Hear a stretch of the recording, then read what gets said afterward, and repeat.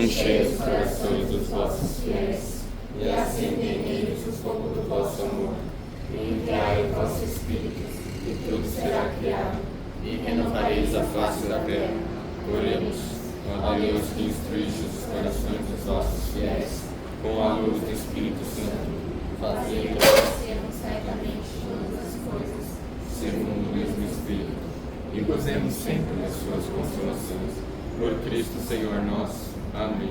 Pai nosso que estás no céu, santificado seja o vosso nome. Venha a nós o vosso reino. Seja feita a vossa vontade, assim na terra como no céu. O pão nosso de cada dia nos dai hoje. Perdoai as nossas ofensas, assim como nós perdoamos a quem nos tem ofendido.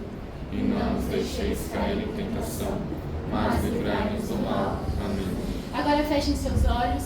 É um momento agora só do seu e de Deus. Então esquece o amiguinho do lado, esquece o barulho. Agora é um momento só seu e dele. Eu não sei como você reza, como você se expressa, mas agora é um momento que fala com Deus, fala sobre o seu dia, fala como você queria que fosse o seu dia, fala sobre das suas maiores alegrias, suas maiores conquistas, até daquela sua maior dor, que muitas vezes você não fala para as pessoas, mas com Deus você pode falar, você pode confiar. Tem uma frase de Santa Rita de Cássia que ela fala sobre que nunca é tarde para a gente mudar a direção da nossa vida.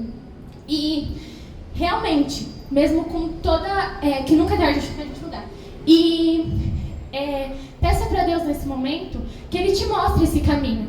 Que mesmo que esse caminho seja difícil, porque é difícil, sempre vai ter buracos, sempre vai ter pedras, mas peça para Ele força, para que você consiga acompanhar esse momento, porque nunca é tarde para você começar uma vida de oração melhor, nunca é tarde para você começar a frequentar mais a igreja, nunca é tarde para você abrir mão das coisas que te afastam de Deus, nunca é tarde para você abrir mão daquela amizade, daquela pessoa que não te aproxima de Deus, daquele local que te afasta dele. Então peça isso, peça coragem, porque é o que a gente precisa de coragem para abster-se das coisas que afastam a gente de Deus.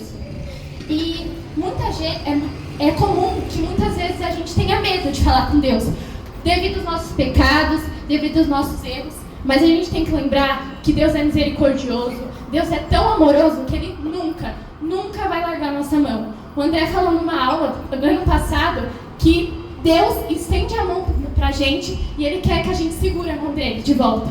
Então faça isso, segure a mão de Deus, confie em Deus, converse com Deus, crie uma amizade com Deus. Tem uma música da Fraternidade chamada Jardim que fala assim, que mesmo com tantos erros que eu já cometi, o teu olhar jamais se afastou de mim. E realmente, Deus dá tanta força, dá tanto amor, cuida tanto da gente, que mesmo que a gente seja o maior pecador do mundo, Ele nunca vai desistir da gente. Então crie esse vínculo com Ele, converse com Ele. Tenha essa responsabilidade de chegar, de rezar, de conversar. Então peça, Deus, me ajude, Deus, me guie para o caminho certo, porque não é fácil. Ser católico, ser jovem, não é fácil. E por isso que a gente está no Crisma. A gente entra aqui no Crisma para isso. Muitas vezes a gente está aqui no Crisma porque a nossa mãe obrigou, porque nosso pai obrigou, porque a família, por conta dos amigos. Mas a gente tem que ter o nosso foco, que é a nossa amizade com Deus. Por fim, peça para Deus também que Ele abra o nosso coração nesse momento dessa aula, que Ele abra a nossa mente para que a gente saia dessa aula, desse encontro, sabendo cada vez mais sobre Ele e sobre sua igreja. E para que a gente possa transmitir o seu amor e a luz do seu Espírito para as outras pessoas. É isso, gente. Pode sentar, pode abrir os olhos. Eu espero que o coração de vocês esteja mais calmo, esteja mais tranquilo para começar essa aula. E aí a gente... Pode começar? A gente recebe com muito amor, muito carinho o Pedrinho, que vai dar a nossa aula de hoje. O meu irmão André.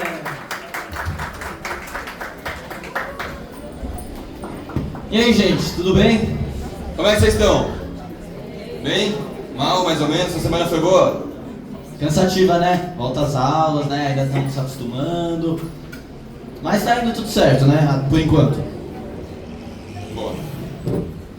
Então, a aula de hoje vai ser sobre o Antigo Testamento. O que é o Antigo Testamento? Alguém sabe o que é isso daqui? Gente, O que o Pedro tá o que eu tô segurando? levantando aqui? Fala alto, sem medo. Tá certo, quem falou tá certo. Força, força, força! Isso, é uma Bíblia. E o Antigo Testamento vai ser uma parte da Bíblia. E uma parte um tanto grande. Porque a Bíblia é bem grossa, né? Tem bastante livro, bastante página. Essa daqui não parece tão grande porque ela tem a letrinha miúda. Mas na verdade, o Antigo Testamento é toda essa parte aqui. Toda essa parte primeira da Bíblia é o que a gente vai chamar de Antigo Testamento. E ela é bem maior do que a segunda parte, que é o Novo Testamento. A gente nessa aula vai tentar dar um resumo dos principais pontos que acontecem nessa parte aqui da Bíblia, certo? Então, ó, todo mundo. Aqui a gente tem uma estante, como é que é o outro nome disso daqui? Biblioteca. Uma biblioteca com todos os livros. Nessa primeira coluna, a gente tem o livro do Antigo Testamento e na segunda do Novo. O Pedro já falou que nessa aula a gente vai mostrar os principais eventos, as principais histórias, os principais acontecimentos de qual dos testamentos? Do Antigo ou do Novo? Do Antigo. Então, só rapidinho, tem o Pentateuco, que são os 5 primeiros livros que mostram a criação, e até Moisés, que vocês vão ver, também a gente vai falar de Moisés. E aqui tem outros livros, tem muitos profetas que vão passando, muitos ensinamentos que vão acontecendo, os reis de Judá, né, os reis da Judéia, e para depois entrar no Novo Testamento. E Pedro, qual que é a diferença do Antigo para o Novo Testamento? O que muda? O que muda? Qual que é o ponto de transição, o ponto que a gente fala, peraí, acabou o Antigo Testamento e agora sim vai começar o Novo Testamento. Alguém tem uma ideia? Fala alto, pode ser que esteja certo, eu não sei, pode falar. Boa! Então o nascimento de Jesus é o que marca a transição do Antigo Testamento para o Novo Testamento. E o que significa testamento? O testamento, aqui ele vai estar escrito, basicamente vai ser aliança, não é? Então, quando está escrito Antigo e Novo Testamento, significa uma antiga e uma nova aliança. Todo mundo, uma antiga e uma nova aliança. E depois a gente vai vendo ao longo dessa aula quais foram as alianças que Deus vai fazer com a gente. A gente vai ver que o Antigo Testamento e o Novo Testamento é uma aliança de Deus conosco. E a gente vendo também o Antigo Testamento, a gente consegue se perguntar, mas por que Deus fez um Novo Testamento, uma nova aliança? Por que será que Deus teve que enviar o seu Filho Jesus para cá, para a nossa terra? A gente vai entender um pouco disso nessa aula de Antigo Testamento. Então, só para recapitular da aula passada, que a gente viu sobre o que foi a aula passada? Criação e queda, boa. Gente, eu quero interação nessa aula, não adianta só os mesmos responderem. Então vamos lá. O que foi da aula passada? Muito bem. E o que significa a criação? O próprio nome já diz, né? É quando Deus ele vai lá e do nada, não tinha nada, ele estava no vazio, e ele vai lá e cria tudo. Ele cria o universo, ele cria os planetas. Dentro do nosso planeta, ele cria as montanhas, as árvores, os animais, o ser humano. Ele vai criando tudo. E quais são as 2 primeiras pessoas que Deus cria? Pode falar alto, vamos, todo mundo, 1, 2, 3 e... Adão e Eva. E aí? Adão e Eva, eles eram super brother de Deus, não é? Eram assim, super chegados a Deus. Carne e unha com Deus. E aí, o que aconteceu? Eles se separaram de Deus, não é? Eles brigaram com Deus. Qual que foi essa briga? Qual que foi essa queda? Como é que aconteceu isso? Eles comeram o quê? O fruto proibido. Quem que entregou o fruto proibido para eles? A serpente, que também pode ser chamado de diabo, né? Serpente é o demônio. A serpente, esse bicho feio aqui, que falou assim, se você quiser ser como Deus, você vai ter que comer essa maçã. Não é uma maçã, né? Mas é um fruto. Você vai ter que comer esse fruto. Você vai aceitar, sim ou não? Opa, claro, né? Ser como Deus. É isso. Adão e Eva comeram o fruto proibido e a partir daí o que aconteceu? O que entrou no mundo? O pecado ou o pecado? O pecado, vocês estão muito espertos. Enfim, E aí, Adão e Eva, eles foram expulsos do paraíso, certo? E eles tiveram 2 filhos, que são Caim e Abel. Então, lá, Caim e Abel estavam, num dia comum, fazendo seu trabalho. Caim, o irmão mais velho, o irmão forte, o irmão esbelto, que passou na faculdade, ele era um lavrador.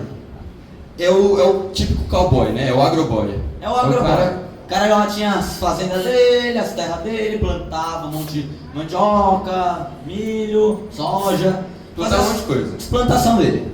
E Abel, o mais novo, o preferido, brincadeira, ele era pastor de ovelhas. Então ele tinha lá os seus cabritinhos, suas ovelhinhas, Os cordeirinhos. os cordeirinhos. E aí Deus chegou um dia para os 2 irmãos e falou o seguinte: Caim, Abel, vocês vão ter que fazer um sacrifício para mim. Vocês vão ter que preparar uma oferenda. Vocês vão ter que preparar alguma coisa do coração de vocês para mim. A melhor coisa que vocês tiverem. Aí os 2, opa, vamos lá, né? Caim, o que o Caim pegou? O que ele trabalhava? Ele trabalhava com o que, pessoal? Plantação. Então, o que ele podia ofertar para Deus? As coisas da plantação, os frutos que ele pegou da terra, não é? Então, o que? Cenoura, batata, cebola, e assim ia. E ele foi lá, juntou um monte dessas coisas, desses frutos da terra que ele conseguiu através da plantação, e apresentou para Deus. E Abel, o que ele fez? O que ele tinha de mais precioso? O rebanho dele, as ovelhas dele. Então ele pegou lá, com todo carinho, a melhor ovelha que ele tinha, mais perfeita, que não tinha machucado nenhum, que não tinha nenhuma falha, nenhuma impureza, e sacrificou a Deus com muito amor.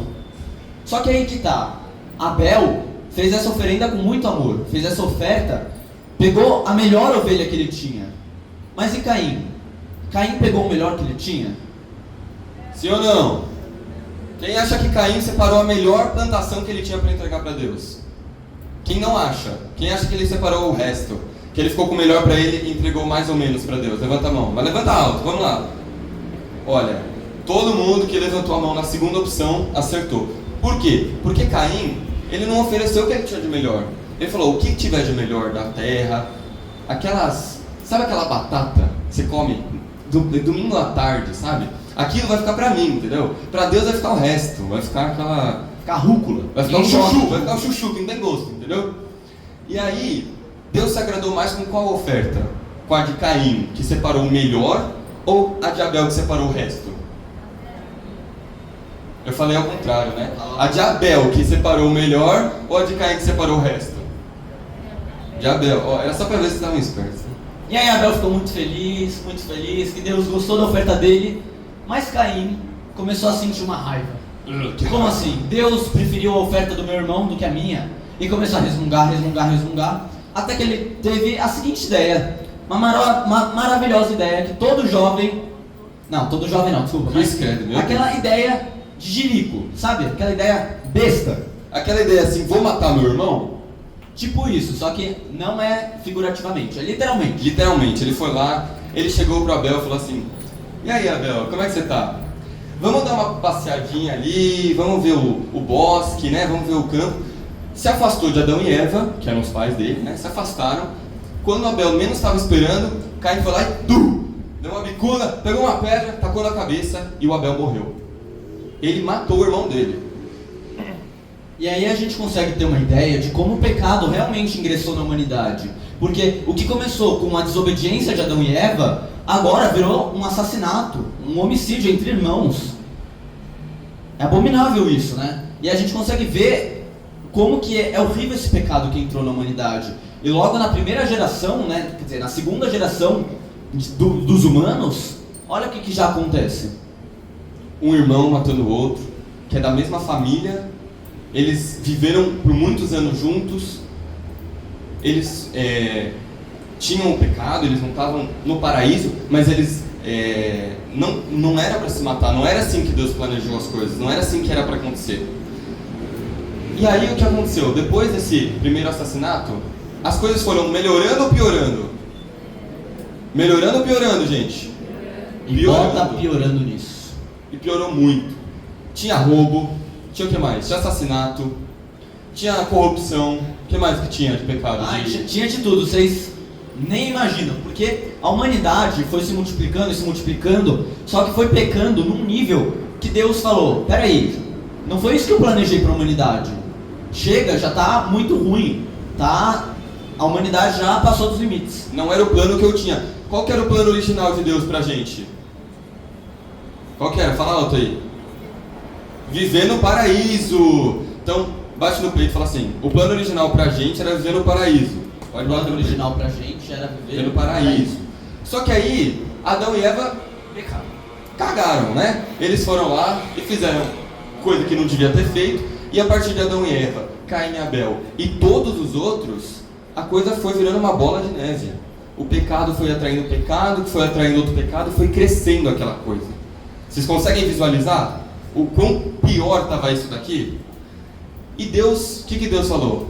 Vou mandar um dilúvio, uma chuva, um toró, tipo as chuvas que acontecem lá em São Paulo. Aqui, né? Aqui em São Paulo, né? Mas Deus lá de cima estava falando aqui de São Paulo. Então, vou mandar uma chuva, alagamento. Alagou a terra inteira. Por quê? Porque ele queria acabar com todo o pecado, ele queria matar todo resquício de humanidade que pecava. Ele iria acabar com toda a obra que ele fez, porque a obra não era a obra que Deus fez não era como Deus estava planejando. Então Deus decidiu aniquilar todo o mal da humanidade por meio do dilúvio. Mas sobrou uma família que Deus virou para essa família e falou assim, ó, vocês são os caras, vocês me obedecem, vocês respeitam meus mandamentos, vocês são gente boa, vocês não estão pecando, então tudo bem, eu não vou matar vocês, eu não vou enviar chuva para vocês também. Mas o que vai acontecer? Como vai inundar tudo, vocês precisam construir uma arca, um barco. Então, para quem não sabe o que é uma arca, a arca de Noé é um barco de Noé, né? Só que uma arca é um barco gigante. E aí ele falou assim, para esse Noé, que já era velho, já tinha família, já tinha os filhos, ele falou assim, Noé, eu vou mandar uma chuva, mandar um toró, que vai alagar tudo, vai matar todo mundo, vai matar geral. Mas para você não morrer, porque você é um cara justo, Noé, você vai construir uma arca, você vai construir um barco. E dentro desse barco você vai colocar um casal de cada animal que existe na terra. Por quê? Para quando essa chuva parar, quando secar tudo e o dilúvio sumir, esses animais, para que eles possam repovoar a terra, para que não acabe de vez. Então, Moisés, o que ele fez? Ele foi lá? Noé. E ele foi lá e construiu a arca, colocou os animais todos dentro da arca. Só que o pessoal que estava fora, eles estavam zoando Noé, estavam metendo louco. Imagina, você vê um cara, um velho, que parece estar gagá, construindo um barco porque tá falando que vem uma chuva. E aquele solão, né? Aquele sol, estourar pipoca. Vocês vão achar que ele tá louco. Parece que quando a gente vai sair, a mãe fala assim, né? Leva um agasalho, leva uma blusa. Quem já passou por isso? Não, mãe, tá sol, não vai chover. A mãe era Noé. Você pisa pra fora, começa, fecha o céu, tempestade, assim. Noé era tipo a mãe, né? E aí, começou a cair mal toró, e aí Moisés, né? Falou, quem ri por último ri melhor. Noé falou, quem ri por último ri melhor. E aí, a humanidade que não queria subir na arca, que não queria aceitar, né, a mensagem de Deus, acabou morrendo, toda nesse dilúvio. E é muito interessante pensar, porque a gente consegue perceber as histórias do Antigo Testamento do sentido literal, mas também tem um sentido simbólico, um sentido implícito, figurado em todas as histórias do Antigo Testamento. E aí, vendo só no sentido literal, a gente pode falar, caramba, que Deus mal, né? Que Deus malvado. Se Deus aí matou todo mundo afogado, sem piedade, né? Cruel. Mas qual que é o simbolismo disso? A humanidade era cheia de pecado. E essa mesma humanidade foi lavada pelas águas do dilúvio. Assim como a gente, que também começa a nossa vida cheio de pecado e vai pecando ao longo da vida, a gente é lavado de todas as nossas falhas, todos os nossos pecados pelas águas do batismo. Então, o dilúvio é uma analogia, uma metáfora para as águas do batismo, que vão lavar toda a humanidade da imundície do pecado. E quem estava fora da arca sobreviveu? Não sobreviveu. Quem estava fora da arca sobreviveu, sim ou não? Não sobreviveu. Então, só quem estava dentro da arca sobrevive. Assim como nos dias de hoje, que a arca de Noé é a igreja de Cristo. A Igreja Católica é essa arca, que tem espaço para abrigar todos os povos, todas as nações, e só quem fica dentro da igreja, fica dentro desse barco de Jesus, consegue se salvar das tempestades do mundo. Então é muito importante que a gente fique dentro desse barco de Jesus, dessa arca, para que a gente consiga sobreviver. Amém? Então, deixa eu ver se eu entendi. Quer dizer que essa analogia, né, o chamada prefiguração também, prefigura tanto o batismo, porque lava o pecado, mas também a igreja, porque a arca de Noé simboliza a igreja. Certo, é isso mesmo. É isso, tá bom. E aí o que aconteceu? Passou, quem sabe quanto tempo passou em dilúvio? Estava lá tudo inundado, tudo alagado, passaram-se 40 dias, tudo chovendo, tudo alagado. Imagina você não pisar na terra firme por 40 dias. É mais de um mês, tá, gente? Pra quem, né? 40 dias é coisa pra burro. E aí eles estavam lá no barco. E quando acabou o dilúvio, o que aconteceu? Eles saíram, eles pisaram na terra firme, e Deus, a partir desse momento, ele falou o seguinte: eu vou fazer mais uma aliança com vocês. Agora, só recapitulando, o que é uma aliança? Uma aliança é um acordo, certo? É uma união entre duas partes. Então, quando tem um casal casado, eles dão a aliança, que é o anel, um para o outro. Por quê? Porque é um simbolismo, é uma forma de simbolizar o quê? A gente tem esse acordo para a vida inteira, a gente tem essa união, esse, entre aspas, né, contrato de vida, e essa aliança vai significar, vai simbolizar isso, certo? Deus, assim como um homem e uma mulher que casaram, eles formam essa aliança, Deus, ele quis formar essa aliança com nós, humanidade, com nós seres humanos. Ele quis formar essa aliança comigo e com você. E por isso que testamento, né, é aliança, significa aliança. O Antigo Testamento mostra todas as alianças que Deus vai fazendo com a gente. Então, tem lá a primeira, que é com Adão e Eva. Aí Adão e Eva pecaram. Depois veio Caim e Abel. Caim e Abel pecaram. Depois de muitos e muitos tempos, veio quem? Quem que é o cara que construiu a arca? Noé. E aí com Noé ele falou assim: Noé, você é o bichão, você é brabo. Então, eu vou fazer uma aliança com você, uma outra. E qual que foi o significado, qual que foi o símbolo dessa aliança?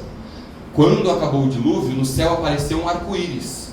Então, o arco-íris é esse sinal, é esse símbolo da aliança de Deus com Noé. Deu para entender? Tá fácil? Boa. Mas, como nem tudo é perfeito, adivinha, essa humanidade conseguiu permanecer, conseguiu continuar nessa aliança. Sim ou sim? Brincadeira, não. Não, continuar. Porque o ser humano, é um bicho cabeça dura. E adivinha o que aconteceu depois da Arca de Noé? A humanidade se reuniu, os principais povos, né, que antigamente não eram muitos, e eles falaram: vamos construir uma torre gigantesca, uma torre muito alta, para conseguir chegar em Deus. Uma torre que eu vou conseguir alcançar Deus pelas nossas próprias forças, pelo nosso trabalho duro. Então a gente vai conseguir chegar na glória de Deus, roubar toda a glória de Deus pra gente, pelo nosso trabalho duro de construir uma torre. E aí eles estavam construindo essa torre que chama Torre de Babel, tá bom? Depois é importante que vocês lembrem dessa Torre de Babel, porque mais no futuro, mais pra frente, vai ter uma aula que vai voltar com isso, porque a Torre de Babel também é uma prefiguração, é uma analogia a um outro evento que vai acontecer no futuro. Mas, enfim, fechando parênteses, né?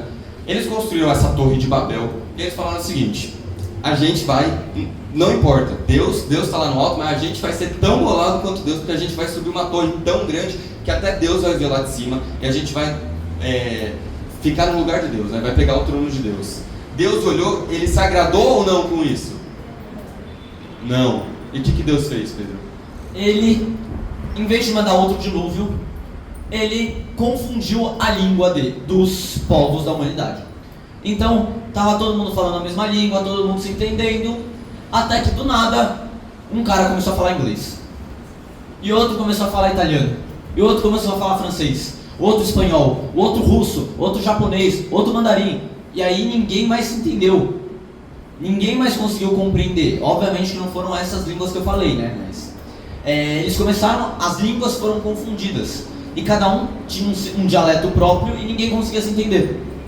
E aí, como ninguém se entendia, dava para continuar. Imagina um engenheiro falando um negócio, o arquiteto outro, os pedreiros outro. Dava para continuar a torre, cada um falando uma língua sem entender o outro? Não.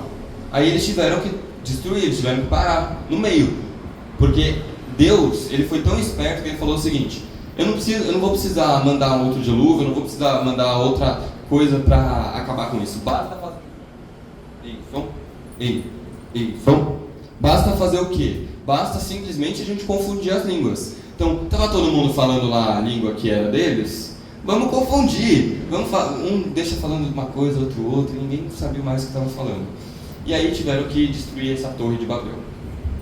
Depois de muitos anos, a humanidade continuou pisando na jaca, botando o pé na jaca, continuou pecando e tudo mais. Mas Deus viu um homem muito justo, um homem muito bom na terra. O nome dele era Abraão. Abraão tinha sua mulher, e os dois eram muito velhos, era aquele casal de velhinho, bonzinho, sabe? Aqueles avós, bem bonzinhos, sabe? Cabelo, barba branca. Só que eles não tinham filhos, e eles eram estéreis, ou seja, eles não conseguiam ter nenhum filho. Porque eles eram muito velhos. Mas Deus... que depois de uma certa idade não dá mais para ter filho. E eles já tinham passado dessa idade. Mas Deus prometeu para Abraão: Abraão, você acha que você não vai mais ter filho, quer dizer, que você não vai ter filho. Mas eu vou te falar um negócio, que você vai ter um filho, e esse filho vai ter outro filho, e esse filho vai ter outro filho, e a sua descendência vai ser tão numerosa quanto as estrelas do céu e os grãos de areia da praia. Aí o Abraão chegou para Deus e falou o seguinte: como assim eu, que já estou velho, eu que não tenho filho, vou ter tantos filhos quanto as estrelas do céu? Vou ter tantos filhos quanto os grãos de areia na praia? Abraão achou um absurdo, sim ou não? Vocês acharam um absurdo, sim ou não? Sim, né? Já passou da idade de ter filho, não teve nenhum filho, e Deus está me prometendo isso? Mas não tem problema, sabe por quê? Porque Deus, ele não é só o Deus do possível, ele é o Deus do impossível. Então ele falou o seguinte: Abraão, confia em mim, eu vou cumprir minha promessa. Eu vou cumprir minha promessa. Abraão também tinha um sobrinho chamado Ló. Esse Ló já era casado, tinha filhas, e ele morava numa cidade. Só que essa cidade era um negócio louco. Era um negócio cheio de pecado, cheio de maldade, malvadeza, cheio de tudo de ruim que podia acontecer. Imagina o pior lugar da face da terra para se morar, para se viver, para visitar, era essa cidade chamada Sodoma. E tinha uma outra vizinha chamada Gomorra. Quem já ouviu o nome Sodoma e Gomorra? Levanta a mão. Ah, não é pouco, bastante, legal. E aí, esse Ló, que era sobrinho de Abraão, ele morava em Sodoma. Sodoma tinha os piores pecados imagináveis, assim.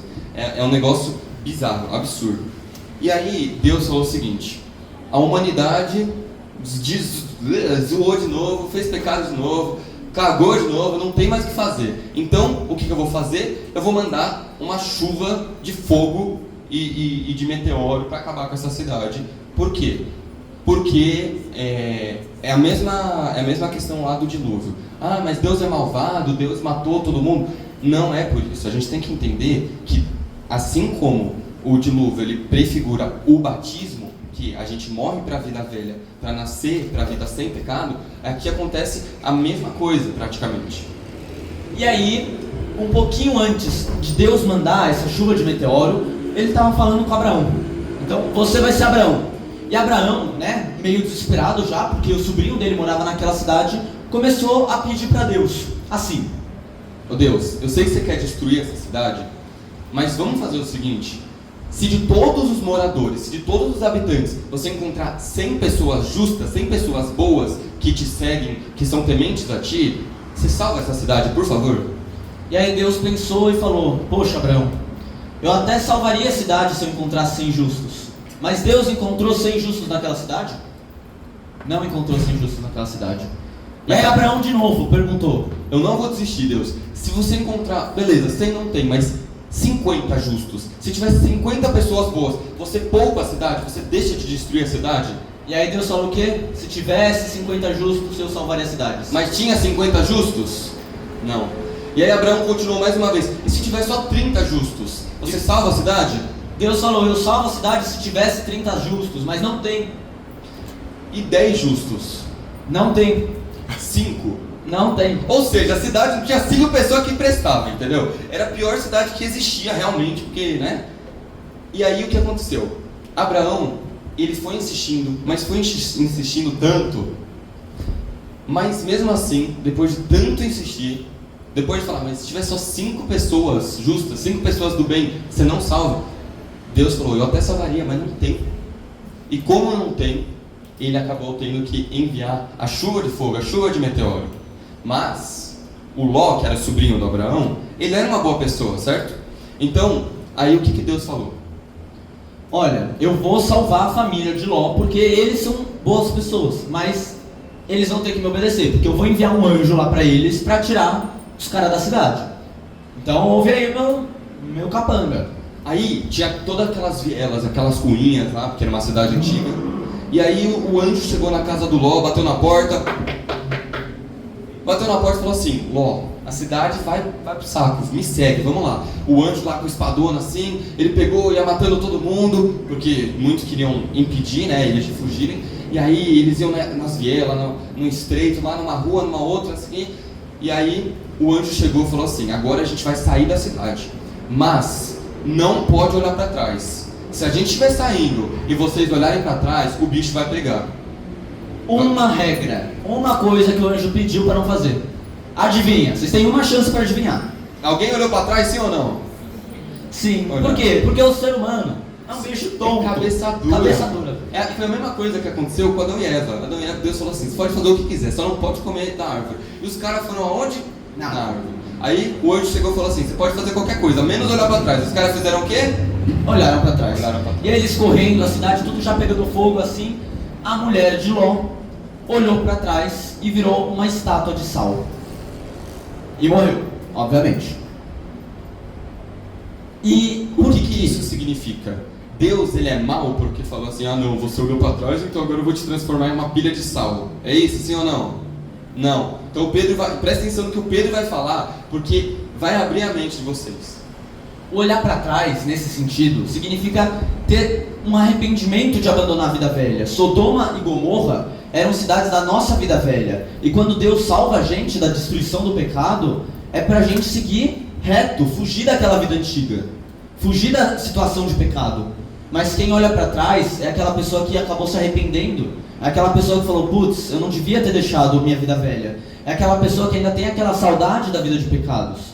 E por isso que a esposa de Ló virou uma estátua de sal, porque ela não queria verdadeiramente abandonar a vida de pecados dela, a cidade. E quantas vezes isso acontece com nós, com vocês, comigo?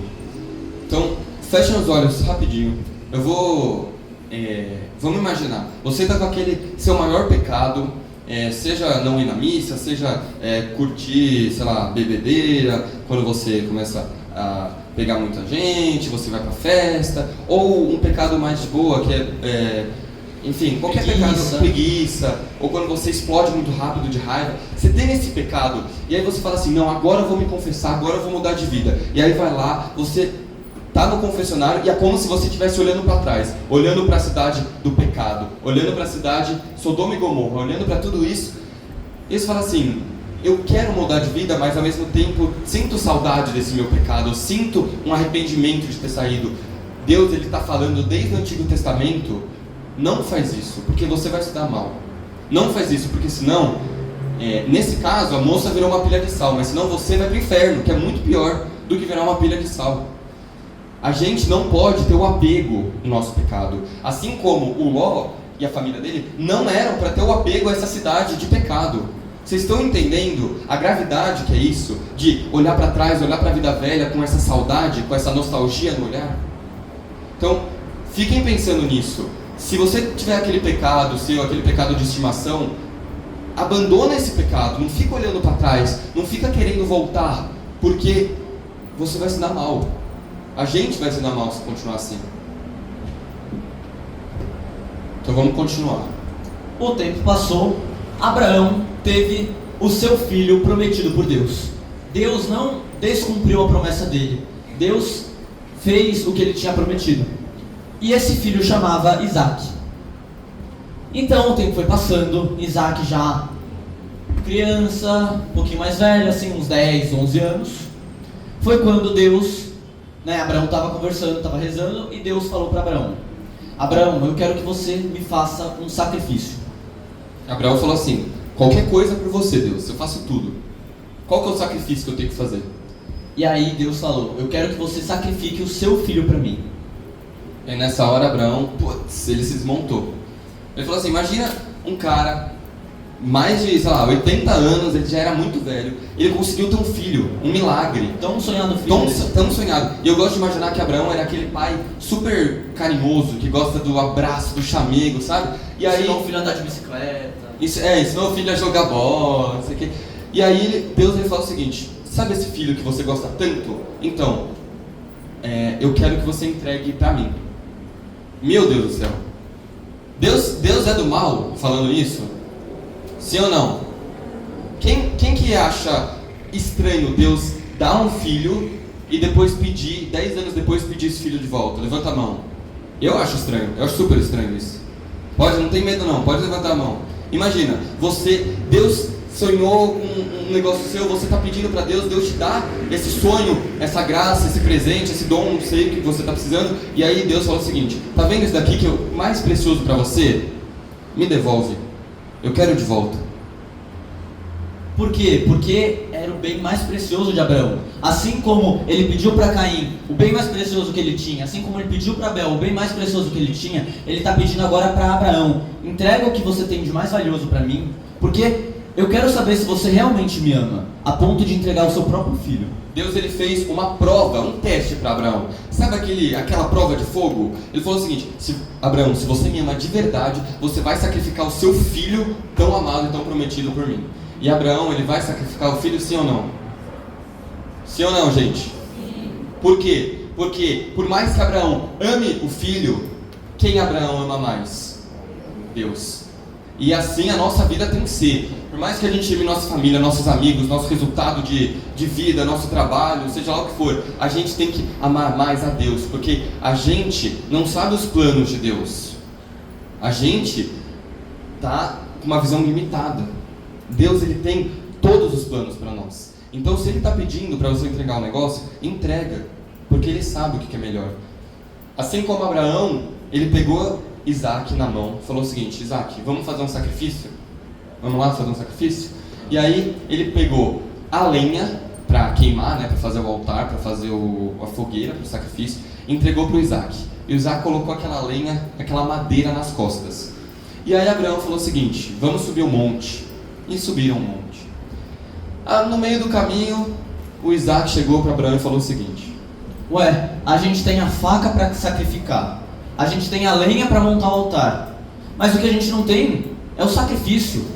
A gente não tem aquela ovelhinha que normalmente se entregava como sacrifício. E aí o Abraão, quase chorando assim, porque ele sabia que era para ser o próprio filho que ia ser o sacrifício, ele falou assim: Deus proverá. Deus vai prover, confie em Deus, tenha fé. E eles continuaram subindo. Chegaram lá no topo, Abraão montou o altar, montou a mesa lá do sacrifício com as madeiras que estavam nas costas do Isaac, seu filho. Deitou Isaac, amarrou o seu próprio filho e estendeu a faca. E ele estava pronto para matar seu filho, para entregar para Deus, para obedecer a Deus. Quando ele ia dar o golpe, Abraão, ele ouviu uma voz de um anjo. E ele parou. Ele não conseguiu mais matar o filho, até porque o anjo tinha pedido para ele parar.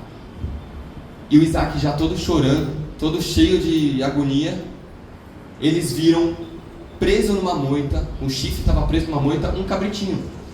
E aí eles foram lá e falaram o seguinte: vamos pegar esse cabrito e vamos sacrificar esse cabritinho ao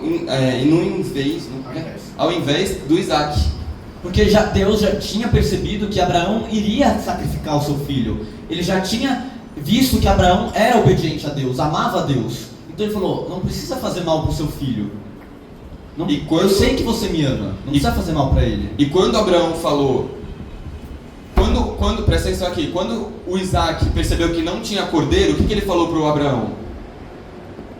Ele falou que não tem cordeiro, não é? E Abraão respondeu o quê? Deus proverá. Todo mundo, Deus proverá. E no final, na hora que ele ia matar o Isaac, Deus, sim, ele fez, ele prometeu, ele cumpriu a sua promessa. Estava lá o cabritinho. Então, o Deus proverá aconteceu. E a gente tem um outro simbolismo nessa passagem. Tenta ver, eu vou falar aqui, em outras palavras, essa mesma história e tenta imaginar, tenta compreender quem é essa pessoa que eu estou falando, quem é esse símbolo que está sendo contado aqui. Um pai com muita dor sacrifica o seu filho. Um filho que carrega a madeira nas costas, sobe o monte com a madeira nas costas para ser sacrificado. Essa história parece com o que para vocês? Com a história de Jesus. Jesus é o Isaac e Abraão é Deus Pai, que com muita dor no coração entrega o seu filho para morrer pelos nossos pecados. É assim como Isaac, Jesus também sobe o monte com a madeira nas costas, a madeira da cruz. É uma prefiguração. Deu para entender até aqui? Vocês estão entendendo que está difícil? Não? Então vamos continuar. Isaac, como ele não morreu, ele cresceu, ele teve uma esposa e ele teve 2 filhos. Um chamado Esaú e outro chamado Jacó. Esse Jacó, ele cresceu, ele teve uma esposa, quer dizer, ele teve várias esposas, né? Porque naquela época eles eram... Era normal. Era normal. E aí ele teve 12 filhos, o Jacó. Desses 12 filhos, tinha um filho chamado José, que ele era um dos mais novinhos e ele era o preferido do Jacó. Por quê? Porque ele era o único filho com a esposa legítima do Jacó. Eles tinham uma esposa legítima e outras esposas. E aí ele falou o seguinte: você é o meu preferido, eu vou te dar uma túnica, uma veste, uma roupa toda colorida. Naquela época era fácil ou difícil achar pigmento para roupa? Era difícil pra caramba. E aí ele deu toda essa riqueza pro filho dele. Os outros filhos, os outros irmãos de José, eles acharam isso bom ou ruim? Ah, que bacana, né? O meu irmão mais novo é o preferido do meu pai, recebe tudo de bom de melhor, recebe uma roupa bonita, é um mimado mesmo, né? Eles ficaram cheios de inveja, cheios de raiva do próprio irmão. Vocês já lembraram alguma coisa, alguma vez? A gente já contou aqui, a gente já contou que um irmão sentiu inveja de outro pelo esse outro ser mais gostado, ser mais favorito? Qual que foi essa história? Caim e Abel. Só que ao invés dos irmãos de José matarem José, assim como Caim fez com Abel, eles não queriam sujar as mãos. E aí falaram: não vamos matar ele, vamos pegar a roupa dele e largar ele, vamos bater nele. Começaram a bater em José e largaram ele no meio de um buraco, sozinho, todo machucado, e venderam ele como um escravo para o Egito. Eles venderam o próprio irmão para ser escravo numa terra estrangeira. Ou seja, não queria sujar a mão, mais ou menos, né? Porque não queria sujar a mão, mas espancaram o cara até a morte, até uma paralisia, aí deixaram o cara de escravo, né? Mas enfim, aí ele foi levado para o Egito e lá ele virou escravo do faraó, porque todos os forasteiros, todos que eram de outras terras, viravam escravos. E ele estava lá, virou escravo, mas os egípcios começaram a ter uns sonhos meio estranhos. E aí, ele começou, o José, ele tinha o dom de Deus de interpretar esses sonhos. E aí, vinham falar com José falava: esse sonho significa isso, isso, isso. José, eu sonhei que eu estava caindo de um prédio de muitos andares. Então, esse sonho aí significa que você está sem estrutura, entendeu? Você precisa se firmar melhor. Aí vinha, não sei se é isso, tá, gente? É tudo... Aqui é ensinação só. Aí vinha o outro e falava assim: José, eu sonhei com tal coisa, tarará. Aí José falava: isso significa isso daqui, você precisa fazer tal coisa para para que esse pesadelo não se torne realidade. Aí ficou aquele murmurinho, sabe aquele tititi lá no Egito? Fofoca. Aquela fofoquinha. O que aconteceu? Caiu nos ouvidos do Bambambam, do imperador não, do faraó do Egito. E o faraó já estava lá com uns sonhos meio doidos, uns sonhos meio estranhos assim, que ele não sabia o que significava, não sabia por que ele estava tendo toda noite o mesmo sonho. E que sonho era esse? Ele sonhava que ele tinha 7 vacas gordas, fortes, bonitas. Só que ele também tinha outras 7 vacas, magras, feias, quase judiadas, assim, de pele e osso, fome, só, pele e osso. Só que essas vacas magras vinham e comiam essas vacas gordas. Literalmente, elas devoraram as vacas gordas. Tudo no sonho do faraó. Tem algum nexo pra vocês? Faz algum sentido? Difícil, né? Não faz muito sentido. A princípio é só um sonho maluco. Sem pé nem cabeça. Mas aí o faraó chegou pro José: José, eu sonhei das 7 vacas gordas e as 7 vacas magras estavam comendo as vacas gordas. Me interpreta isso daí, pelo amor de Deus. E o que José falou? As 7 vacas gordas eram tempos de prosperidade que o Egito ia passar, De fartura. muita abundância, muita fartura, e que a colheita ia dar muitos frutos. Só que as 7 vacas magras eram os anos que o Egito ia passar por uma fome, por uma seca, e que não ia mais ter comida para eles. Então, José, interpretando esse sonho, também falando para Faraó: ó Faraó, sugiro que você comece a estocar comida. E aí o Faraó falou: pô, será que é verdade? Mas eu não tenho nada a perder. Eu vou acreditar nesse cara porque ele tem fama de todas as interpretações de sonhos dele estarem corretas. Passaram-se 7 anos. Eles estavam com uma pilha de comida, um monte de comida assim que tinha no Egito lá. E aí, de repente, sem mais nem menos, acabaram esses 7 anos de fartura, de comida, de prosperidade. Pronto. Virou deserto, mais do que já era, né? Porque os caras estavam no Egito. Virou seca, sem comida, sem nada. As plantações não davam nada, o gado não alimentava. Só que assim, não foi uma fome só na região do Egito, foi na região de todo o Oriente Médio, lá perto, lá um pouquinho embaixo da África, tudo lá, na Ásia. Passou uma grande fome, esses 7 anos de vacas magras. E aí, o único que ficou íntegro, a única cidade que ficou próspera foi qual?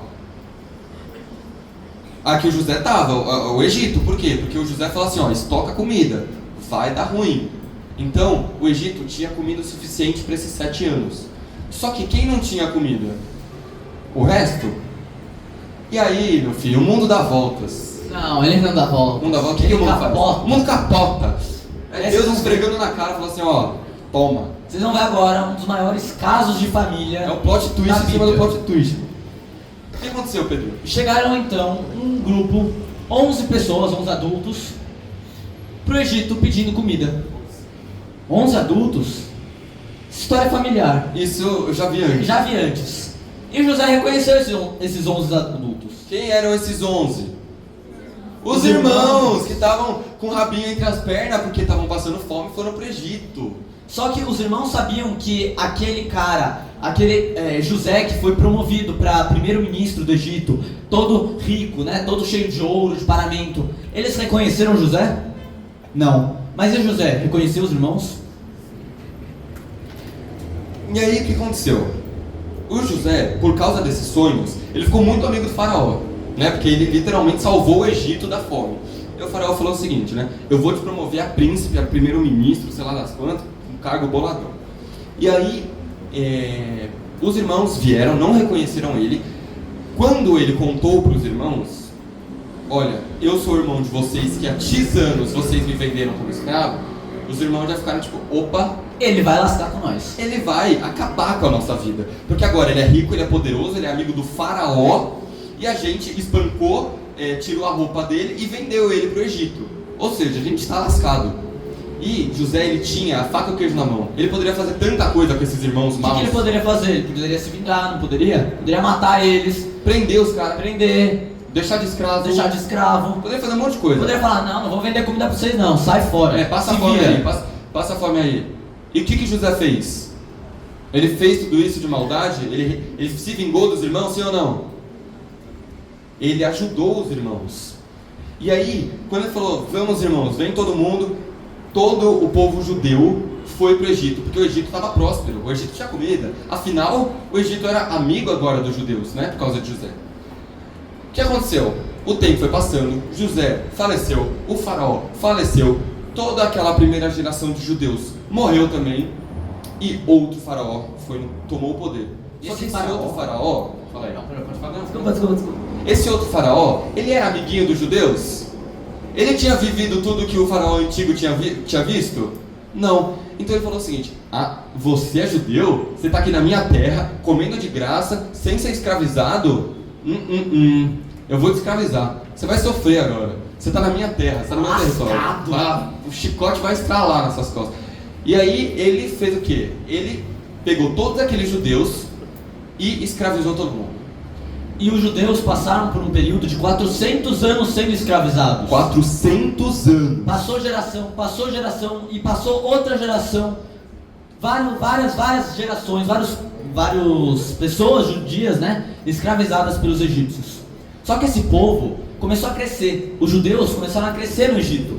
E os filhos tiveram mais filhos ainda. E os netos tiveram mais filhos ainda. Até que um outro imperador, depois de 400 anos, outro imperador falou: peraí, essa história está começando a ficar perigosa. Porque os judeus estão crescendo, estão se multiplicando. Pode ter uma revolução. Eles estão ficando em maior número que a gente. Eu preciso tomar medidas, providências. Qual foi a medida que ele tomou? A morte. Ele falou o seguinte: a partir de agora, todos os bebês que nascerem, vou morrer, vou matar todo mundo, vou mandar a minha tropa lá do Egito, vai todo mundo matar, os faraós, em vez de fazer assim, eles fazem assim, entendeu? E aí vai matar todo mundo que nascer agora vai morrer. Começaram, espada lá, fuzil, canhão e bomba atômica, brincadeira que não tinha naquela época, né? Só que aí teve uma mãe que ela pegou o filho dela e falou o seguinte: esse daqui vocês não vão matar, esse daqui eu não vou deixar vocês matarem, né, os egípcios. Então ela colocou num cesto e jogou no rio Nilo. Quem já ouviu essa história aqui? Nossa, vocês estão bom. Eu tô conhecendo mais agora. E esse bebê, como muitos já sabem, é na verdade Moisés. E Deus, desde o nascimento de Moisés, escolheu ele. Porque Moisés iria ser o cara que ia libertar o povo hebreu, o povo judeu, da escravidão do Egito. Aquele povo que estava passando por 400 anos de escravidão, esse carinha, esse bebezinho, quando crescer, ele ia salvar todo mundo. E aí ele, sozinho, né, naquela cesta, boiando no rio Nilo, foi achado por uma pessoa. Adivinhem quem é essa pessoa? O mundo dá voltas? Não, o mundo capota. Olha só que curioso, que irônico. A pessoa que iria libertar o povo judeu, que ia ser contra a escravidão dos egípcios, foi achada pela família do faraó. A esposa do faraó achou Moisés lá no rio, naquela cesta, e ficou com dó daquele menino. E decidiu criar o Moisés como o próprio filho. E aí o Moisés, ele foi crescendo aonde? No berço de ouro. Na realeza. Na High Society do Egito. Ele estava lá junto com o faraó, né? Tudo do bom e do melhor. E ele não sabia que ele era, na verdade, judeu, que a origem dele era para ele ser escravo agora. Ele não sabia de nada disso. Ele achava que era filho biológico dos egípcios. Só que aí, quando ele já estava crescido, já estava adulto, ele viu um soldado do faraó batendo num judeu. E ele começou, estava batendo, chicoteando, estava judiando do pobre coitado. E aí, Moisés teve um sentimento que ele nunca teve antes, né? Ele teve dó do povo judeu. E aí, como que num impulso, né? Ele foi lá e matou o soldado do faraó. Pegou uma pedra tal na cabeça dele e matou esse soldado do faraó. Só que aí, vocês não sabiam disso. Naquela época, a pena, o castigo para quando você mata alguém, no caso esse faraó, esse egípcio, a pena para morte era a morte. Olho por olho e dente por dente. E aí, Moisés falou assim: putz, matei o cara, matei o egípcio, vão me matar. Deixa eu fugir. Ele saiu correndo, ele passou anos no deserto, passou anos sendo pastor de ovelhas. Até que uma vez, uma ovelha dele se perdeu e foi pro meio da montanha. Ele foi subir na montanha atrás dessa ovelha, e na montanha, o que ele achou, Pedro? Uma coisa um tanto curiosa. Ele achou uma sarça pegando fogo. Vocês sabem o que é sarça? Sarça é um arbustinho, uma arvorezinha. E essa sarça, né, essa arvorezinha estava pegando fogo. Só que esse fogo não estava consumindo a sarça. Ele não estava queimando de verdade, né? A sarça não estava sendo consumida pelo fogo. Sabe quando você queima uma folha e ela vira pó? E ela se desfaz? Não estava acontecendo isso. Tinha o fogo, mas ele não estava consumindo, não estava deteriorando. E na verdade, essa sarça ardente era Deus que veio falar com Moisés. E aí, Deus ele chegou e falou assim: Moisés, tu é o cara que eu escolhi para libertar meu povo. dentro desse fogo, dentro dessa sarça ardente, veio uma voz, e a voz de Deus falou: Moisés, tu é o cara. Então volta lá para o Egito, você vai chegar para o faraó e vai falar assim: Faraó, liberta o povo de Deus, liberta o povo judeu, porque já passou muito tempo de escravidão, a gente é um povo livre, certo? Moisés, ele fez o quê? Ele obedeceu a sarça, obedeceu a Deus, sim ou não? Sim. Ele voltou para o Egito, ele chegou para o faraó e falou assim: Faraó, negócio é o seguinte, falei com Deus, liberta o nosso povo. Só que o faraó, um cara que acabou de chegar aqui, Você acha que vai ser matou fácil? o serviçal, Você acha que vai ser fácil? fugiu, tá vindo em nome de um Deus, não sei lá das quantas, pedindo pra libertar os meus escravos, os meus trabalhadores que ajudam a construir essa cidade. Ele ia dar de mão beijada? Não. Mas Deus já tinha falado para Moisés: Moisés, fica tranquilo, porque eu sei que o faraó, ele vai ser um cabeção. Eu sei que o faraó não vai deixar vocês escaparem de primeira. Por isso que eu te escolhi para fazer prodígios, para enviar pragas para o Egito. Só que Moisés, tadinho, ele não tinha esse perfil de líder, de revolta, revolucionário. Ele era um pastor de ovelhas, ele era até gago. Ele não conseguia falar em público, ele ficava gaguejando. Então ele falou: Senhor, como é que eu vou falar, como é que eu vou ser esse líder que o Senhor espera de mim para libertar o povo de Israel? E aí Deus falou: fique tranquilo, porque eu vou estar com você. E aí Moisés, depois da resposta do faraó, que o faraó falou: não, eu não vou libertar, ele começou uma série de pragas que atormentaram o Egito. A primeira praga foi o seguinte, falou assim: o faraó não vai deixar o nosso povo livre, então eu vou transformar todas as águas que tem no Egito em sangue. Porque aí eles vão conseguir tomar banho com sangue? Não. Eles vão conseguir beber água? Não, porque é sangue. Eles vão conseguir fazer aquela sopa? Não, porque é sangue. E aí ele falou o seguinte: transformei tudo aqui em sangue, o Nilo virou só AB positivo e AB negativo, tá ligado? Aí o faraó ficou com medo. Ele ficou assim: putz, e agora, né? E aí Moisés foi de novo perguntar pro faraó: Faraó, liberta o meu povo. Olha, você transformou toda a minha água em sangue? Transformou, mas eu ainda assim não vou libertar o povo. Pois é. E aí assim começaram várias outras pragas. Moisés enviava um monte de mosquito para a terra do Egito. Mas era assim, era um enxame de mosquito, não era um mosquitinho ou outro, cobriu o céu de mosquito. Enviou o que mais? Gafanhoto, rã, escureceu toda a terra. Então veio tipo um eclipse no Egito inteiro. Durante dias, semanas. O que mais que ele fez? Ele matou todos os bois, todos os porcos, toda a fonte de carne que eles tinham, então eles não conseguiam mais comer. E a cada praga nova que Deus enviava, Moisés ia falar com o faraó: Faraó, liberta o meu povo. E o que o faraó respondia? Não vou libertar o povo de vocês. O faraó tava o quê? Cabeça dura. E aí, a última praga, Deus falou o seguinte para Moisés: Moisés, agora, essa daqui, o faraó com certeza vai deixar vocês livres. Por quê? Porque eu vou mandar o meu anjo, e o meu anjo vai matar todos os primogênitos dessa terra, todos os primogênitos do Egito. Seja de animais, seja de pessoas, vai matar todos os filhos, os primeiros filhos. Todo mundo sabe o que é primogênito, né? É o primeiro filho que nasce de um casal, tá? Ele falou o seguinte: vou matar todos os primogênitos, mas eu só não mato de quem fizer o que eu vou mandar. E o que Deus mandou fazer? Ele mandou as famílias hebreias, a família dos judeus, a família dos judeus matarem um cordeiro, o melhor cordeiro que eles tivessem, comessem a carne dele e pintassem a porta, o batente da porta, com o sangue desse cordeiro. Porque aí, quando o anjo passar pelas casas dos judeus, eles vão ver a porta pintada de sangue do cordeiro e ele vai falar: opa, aqui é casa do povo de Deus, aqui eu não vou machucar o primogênito, eu vou para outra casa. E tem mais uma prefiguração nesse aspecto. Qual que é o sangue do cordeiro de Deus, que marca a nossa vida e nos impede da morte eterna? É o sangue de quem? De quem? Jesus. Ó, vocês entenderam o que está acontecendo aqui? Deus falou assim: eu vou matar todo mundo. Por quê? Porque se eu matar o filho do faraó, ele vai deixar vocês irem. Só que, para vocês não morrerem, vocês vão matar um cordeiro e com o sangue desse cordeiro vocês vão pintar a porta. Por quê? Porque quando eu estiver passando lá e ver o sangue na porta, eu não vou entrar nessa casa para matar o primogênito dos judeus, tá? Então, volto a dizer, eles mataram o cordeiro e marcaram com o sangue do cordeiro. Assim como a gente, o sangue de Cristo, que marca de forma figurativa a nossa vida, que o sangue do Cordeiro de Deus nos impede de morrer, nos impede do inferno, certo? Então, mais uma prefiguração. E aí o que aconteceu? Aconteceu que chegou a noite, o anjo começou a seguir por todo o Egito, se ele via o sangue na porta, ele matava ou não? Se ele via o sangue na porta, ele matava ou não?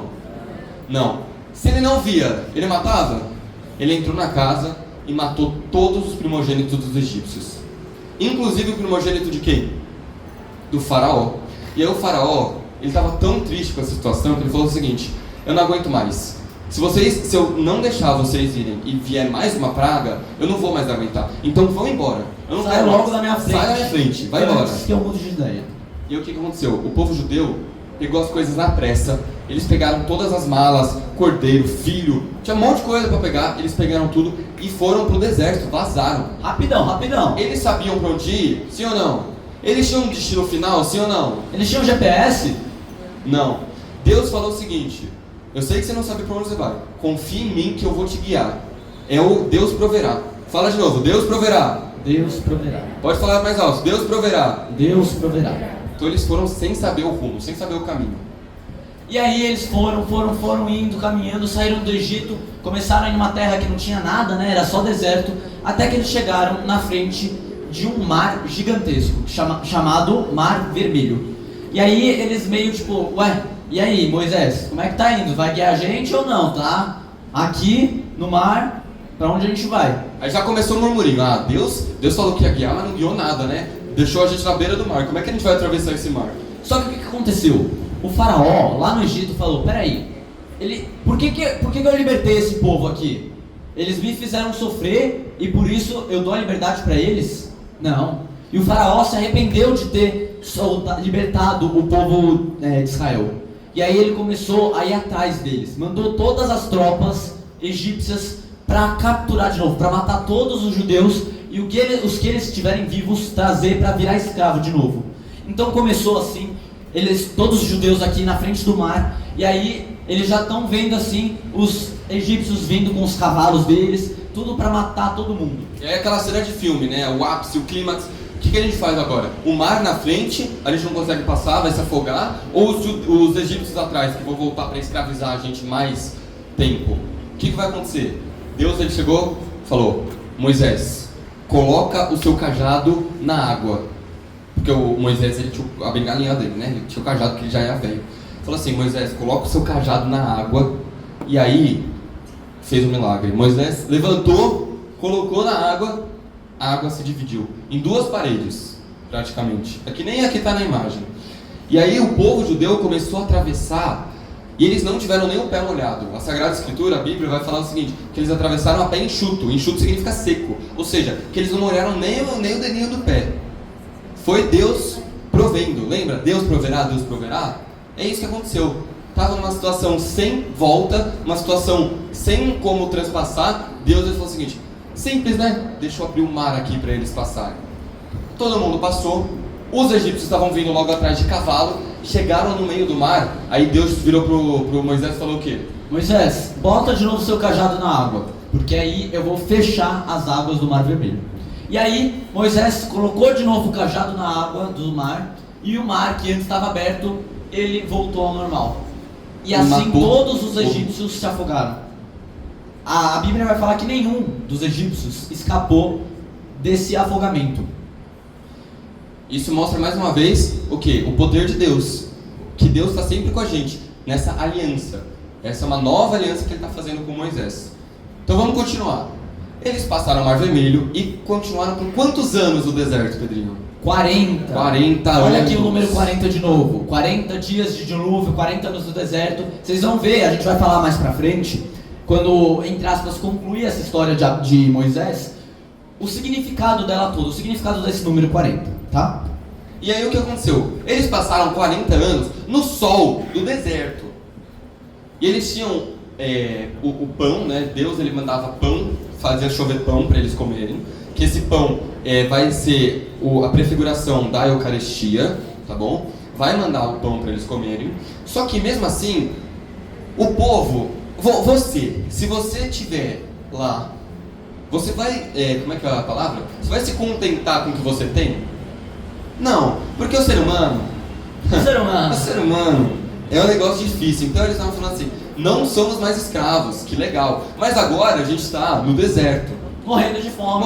comendo o mesmo pão todo dia. com calor. E aí eles começaram a reclamar. E aí Deus falou o seguinte, meu Deus, mas vocês são chatos, hein? Vocês são muito chatos, velho. E aí o que Deus fez? Deus mandou água para eles, através de uma pedra. Ele fez a água brotar de uma pedra, para o povo, né, parar de reclamar. Mas o povo ficou feliz. Ficou feliz, né? Mas e depois? Depois de alguns dias? Começaram a murmurar de novo e começaram a reclamar de Deus. Poxa vida, Deus, você está mandando aqui, libertou a gente da escravidão. Mas lá pelo menos a gente tinha cebolas, né? Cebolas gostosas para comer no Egito. Quem dera se eu voltasse a ser escravo só para comer aquela cebola. Hoje eu estou aqui no deserto, dia após dia comendo pão. E aí Deus foi lá e mandou um monte de codorna para eles comerem. Mas eles se contentaram com isso, sim ou não? E continuaram reclamando com Deus. E aí Deus ajudava eles se eles continuavam reclamando. Porque na nossa vida é assim. Na nossa vida Deus faz alguma coisa pra gente, mas muitas vezes a gente continua reclamando. Continua brigando com Deus, falando, poxa vida, Deus, você me tirou de uma situação que estava ruim, mas pelo menos eu tinha os prazeres dessa vida antiga. Quantas vezes a gente vira para Deus e fala assim, poxa Deus, você me prometeu um negócio maravilhoso. Você falou assim, não, deixa que eu te guio para essa terra prometida que eu não sei onde que é. Você falou que ia me tirar da vida do pecado. Você falou que ia me tirar da vida de escravidão. Você falou isso e falou aquilo. E cadê tudo isso se cumprindo? O povo estava assim. Quantas vezes a gente não passa por isso? Eu passo muitas vezes por isso. Quantas vezes a gente está assim, pô, não tem mais nada, não melhora essa situação, mesmo que seja muito melhor. E eles estavam reclamando muito com Deus. O que acontece, Pedro? Moisés, ele vai para cima de um monte, para cima de uma montanha. E o que ele faz lá? Ele começa a rezar, começa a falar com Deus, conversar. E ele estava num momento muito, muito íntimo com Deus.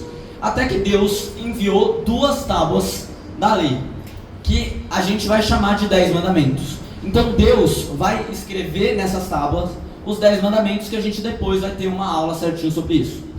Só que Moisés ficou 40 dias em cima do monte, que só ele podia subir no monte para conversar com Deus. E aí, quando ele voltou, ele viu o povo comportadinho, bonzinho, falando, nossa, como Deus é bom. Ele encontrou isso? Por quê? Porque o ser humano... É ser humano, né, gente? Ser humano é ser humano. E aí, quando Moisés voltou, depois dos 40 dias que ele estava lá em cima do monte, ele viu o povo fazendo o quê? Ele falou o seguinte, vamos tirar esse bicho daqui, se sair, pronto nada, né, tá aí, mas tudo bem.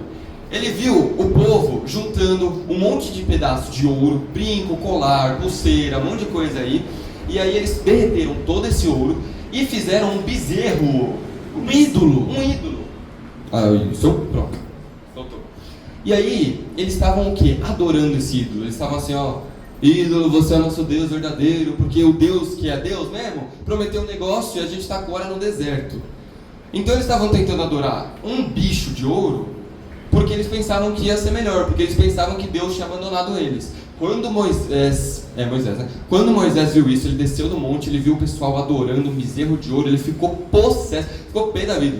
O cara ficou assim, ele era um velho, sabe aquele velhinho gente boa, gago? Ele perdeu o gaguejado dele, ele falou, mano, agora eu tenho que dar uma bronca neles.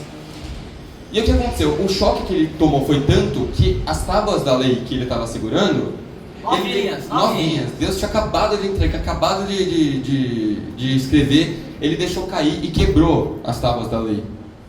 Porque de tão absurdo que ele viu o pessoal adorando o bezerro de ouro. Nossa, quando ele viu isso, ele ficou uma arara. Ele mandou desmanchar o bezerro de ouro, brigou com todo mundo, não sei o que, falou assim, Vocês são malucos? Vocês não veem que Deus está levando a gente para um lugar melhor? Enfim.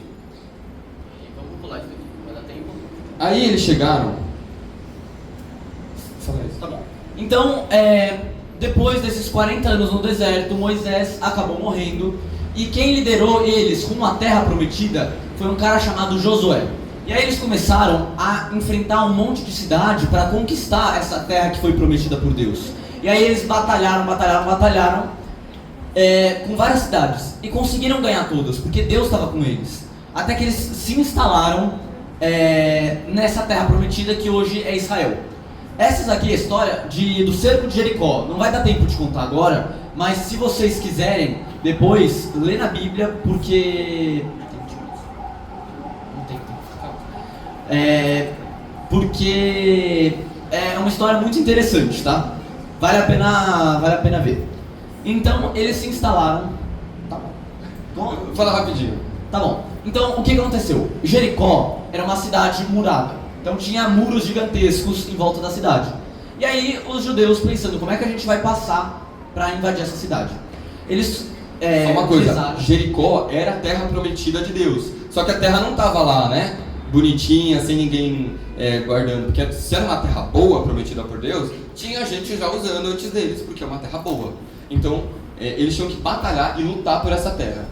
E aí eles começaram a rezar para Deus. Deus, revela pra gente como é que a gente vai entrar nessa cidade. E aí Deus falou, olha, vocês vão ter que fazer um cerco às muralhas de Jericó.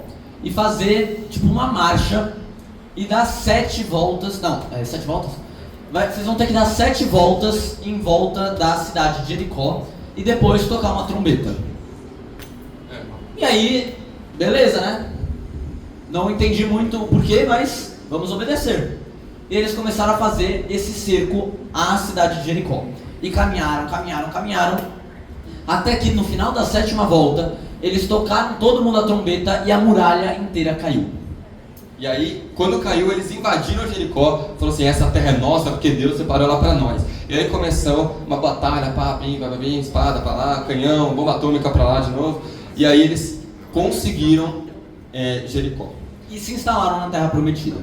Desde a escravidão do Egito até essa conquista da terra prometida, é uma história muito íntima com a gente, né? Muito íntima da nossa. Por quê? Porque essa história da nossa vida, o símbolo dessa história inteira é a nossa vida. Porque a nossa vida é esse deserto que a gente passa. A gente era escravo do pecado, assim como eles eram escravos do Egito. E a gente foi liberto dessa escravidão pelas águas do Mar Vermelho. E pelo sangue do Cordeiro. Assim como hoje a gente é salvo pelas águas do batismo e pelo sangue de Cristo derramado na cruz. E aí a nossa vida, depois do batismo, depois de aceitar Jesus e de entrar na igreja, é esse deserto. Deus está prometendo a terra prometida, está ali a promessa, Ele vai cumprir. Mas muitas vezes a gente não vê, porque a gente está passando por esses momentos de tribulação. Mas finalmente a gente chega. E quando eles chegaram em Jericó, o que aconteceu? A primeira coisa que eles falaram é a seguinte: precisamos de um rei. Porque o Egito tem um faraó que é o rei deles, a gente quer o nosso rei também. E aí Deus, Ele vai ungir através dos profetas. Profeta, para quem não sabe, é alguém que vai ser o porta-voz de Deus. Ele vai ser a palavra de Deus, tá bom? Os profetas eles vão ungir um rei chamado Saul. Mas esse rei Saul, ele era bom? Não era bom. Ele era mais ou menos. Ele não era o perfeito, ele não era escolhido assim de Deus. Ele não era santo, por assim dizer. E aí Deus ele vai ungir um outro carinha. Qual que é o nome desse carinha aí? Precisa desfrisar aí. Volta o slide. Deus vai ungir um aí, parceiro. pastor de ovelhas chamado Davi. David. O David, ele era um pastorzinho de ovelhas, um meio adolescente, meio magrinho, meio fraquinho. Era fraco, ele era não era muito forte, nem muito grande. Mas Deus escolheu ele. Até que um dia, os inimigos de Israel, que eram chamados filisteus, eles queriam fazer uma guerra contra Israel. Pra pegar a terra prometida, pra pegar o lugar lá. Essa moto aí. Enfim, e aí eles falaram, vamos, em vez de a gente se matar que nem doido, vamos fazer o seguinte. Os filisteus, a gente vai chamar o campeão. Chamar o nosso campeão, nosso bambambam, que é Golias. Esse cara imenso, gigante, forte pra caramba, um guerreiro muito bom. Quem já ouviu a história do Davi e Golias? Levanta a mão. Boa. E aí, ninguém estava querendo de Israel lutar contra Golias, porque afinal, olha o tamanho desse cabra aqui, né? Não dá, né? Aí, tava todo mundo com medo, tava todo mundo meio assim, ai, quem vai lutar, não sei o quê. Chegou Davizinho, falou assim, ó, deixa na conta do pai. O maluco tinha, sei lá, 15 anos, sei lá, mais ou menos por aí. E ele falou o seguinte, eu vou vencer. Como que ele venceu? Foi através de armas? Não. Foi através da força física? Não foi. Como que foi? Davi tinha tipo uma arminha chamado funda.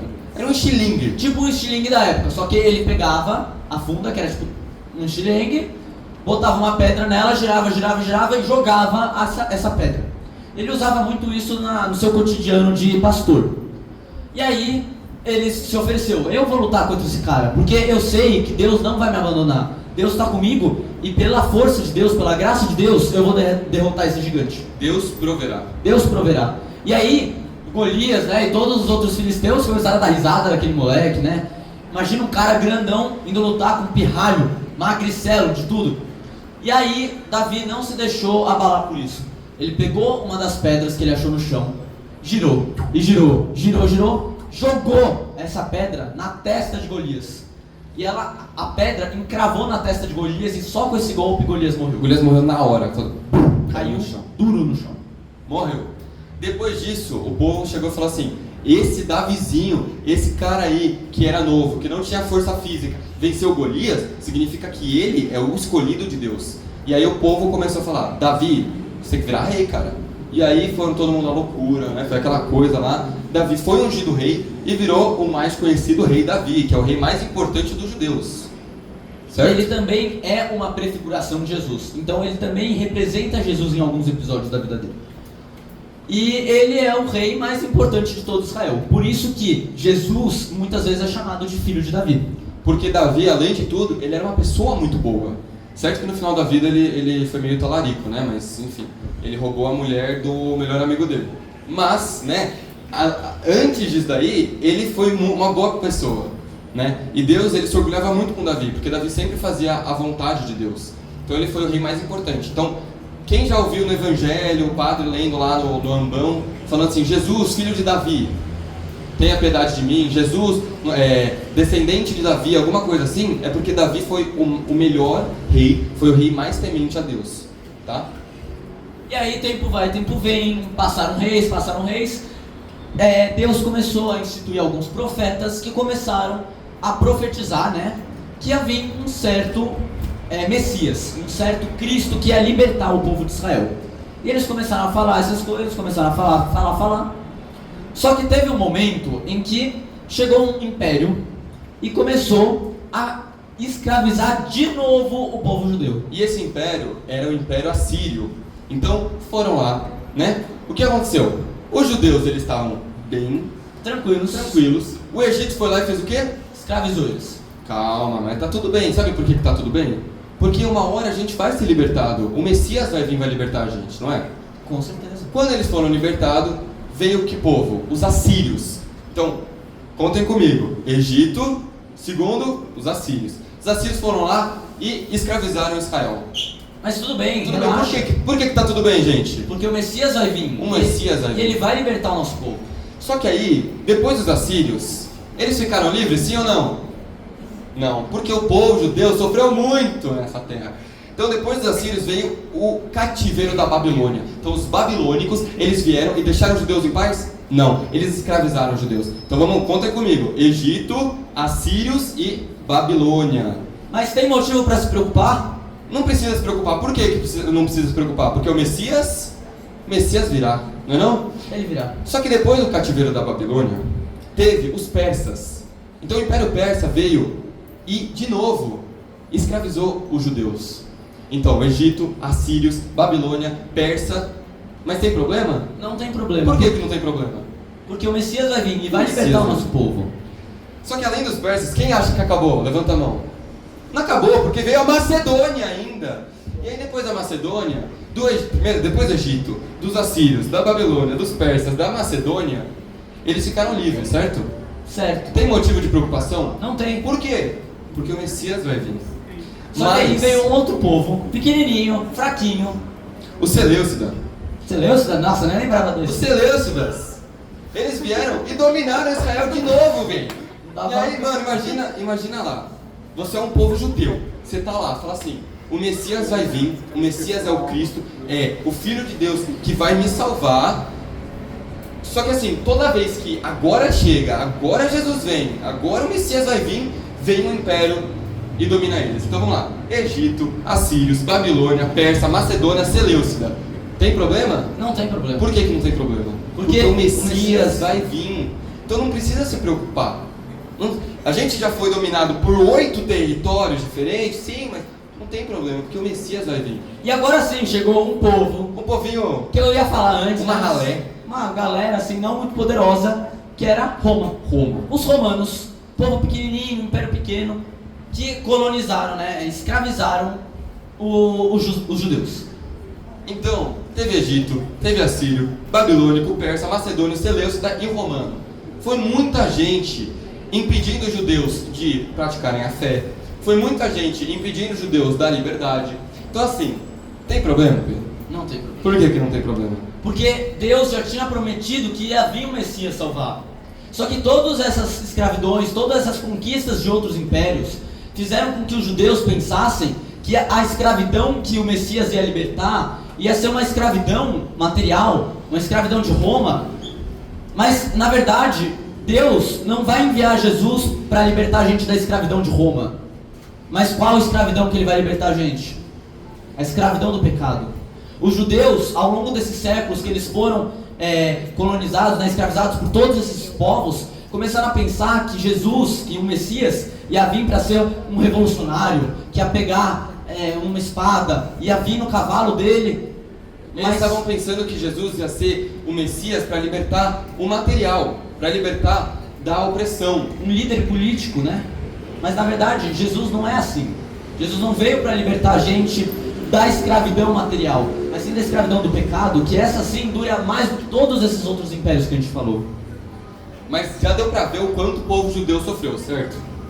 Só do tanto de escravidão que eles já passaram. Eles são um povo, por isso que inclusive hoje em dia, militarmente eles são muito, muito bons. Porque eles estão acostumados a sofrer agora, tem a questão da Palestina, tem um monte de guerra que já aconteceu na virada do século. Então assim, os judeus, eles são um povo que eles são preparados muito bem militarmente. E vem tudo dessa época, porque eles sofreram sempre, né? E sempre estavam esperando o Messias. Mas eu vou só reforçar um negócio que o Pedro falou. O Messias, ele vem para quê? Para libertar o nosso corpo ou a nossa alma? O Messias vem para quê? Para libertar o nosso corpo ou a nossa alma? A alma. Mas os judeus já sofreram tanto que eles acabaram confundindo as coisas. Então eles começaram a pensar que Jesus ia vir para libertar de Roma, para libertar dos persas, para libertar da Babilônia. Tanto que a gente fez essa brincadeira aqui para mostrar para vocês como que os judeus naquela época pensavam que ia ser o Messias. Eles sofriam coisa atrás de coisa. E eles falam, não, tá tudo bem, vamos segurar, vamos conter, porque o Messias vai vir, então não tem problema. Mas eles foram vendo que o Messias não chegava. Por quê? Porque eles estavam com uma cabeça, um pensamento humano. E Deus tem um pensamento divino. Deus, eles têm os próprios planos. Lembra que eu falei lá no Abraão, que Abraão não estava entendendo o porquê de sacrificar Isaac? Lembra, sim ou não? Tá acabando, gente, aguenta firme. Mas Deus, ele tinha os planos dele. Assim como Deus, ele mandou o Messias, ele mandou Jesus, seu filho, ele encarnou no tempo certo. E foi para libertar de Roma. Foi para libertar do quê? Do pecado. Foi para libertar a alma. Foi para libertar para a gente ser santo, para a gente ir para o céu. E aqui a gente acaba essa parte do Antigo Testamento, porque a partir daí a gente vai ver na próxima aula como que foi o nascimento de Jesus, por que ele decidiu se encarnar, tá? Mas a gente não vai dar muito spoiler aqui, porque senão vocês não vão assistir a próxima aula. Tem que assistir, que essa é uma aula muito importante.